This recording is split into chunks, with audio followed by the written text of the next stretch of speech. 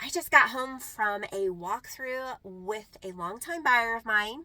We've been working together for about 15 years. He is buying his fourth house from us, and he is closing on the most adorable bungalow about a half a mile from Wash Park, built in 1895. It is perfect for him and his dog, and I just wanted to share with you how the negotiations went down on this property. So the house is listed at $725, which coincidentally enough, that is what the seller paid for the house a year ago. Been on the market for about 30 days, and my buyer made an offer of $700,000 with $21,000 in closing costs. Now, the reason why we made that offer was based off the limited comps, knowing that the property is a unique property, not going to fit every buyer, and knowing what the market is, right? Now inventory's up about 30% from a year ago. We've actually seen the average sale price come down from last month.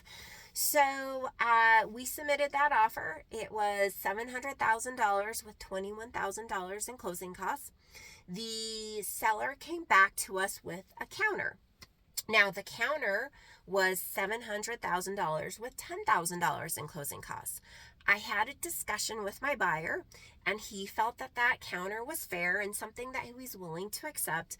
But I said, okay, I'm going to keep that in my back pocket just in case, but I'm going to go back to the selling agent and see what I can work out with the selling agent and the seller. And he said, fine, work your magic, do what you do. So I went back to the listing agent, had the conversation with her about a few things.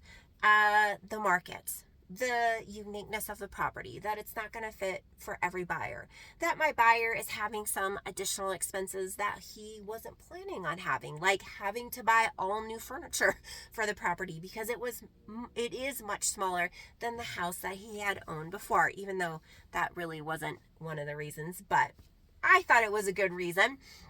And that we can bump up our closing from 3.5 weeks to 2.5 weeks to make this deal work.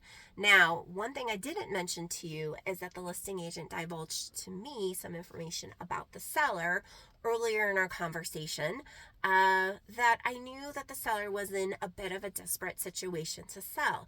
Now, part of my job as an agent, when I'm doing negotiations, whether I'm working for the buyer or the seller, is to have in-depth conversations with the other agent so that I can extract as much information from them as possible, which I may use at a later date, possibly against them in the negotiations to get more for my clients. So that's what happened. Anyways, after that conversation with the listing agent, she went back to her seller, and within a couple hours later, I got a call back and said, hey, I think we can make that original offer work. So in 2 hours, I got that $11,000 back for my buyer. And I called my buyer. He was super excited, over the moon, and told me he's so happy that I'm his agent. So when you are hiring an agent, whether you're buying or you're selling, experience matters. Not just time in the market, but how many deals has this agent negotiated? How many deals are they doing every month? Because our market changes every 30 to 60 days. And if your agent isn't negotiating at least 3, 4, 5 deals a month, they don't know exactly what's going on in the market. So just wanted to share this story. I didn't want it to be too long, but it is important who you choose as your agent. And for my client, it was a difference of $11,000. I could have just said, great, sign the counter and let's go on our merry way. But instead, I went back to the negotiating table and fought for my buyer.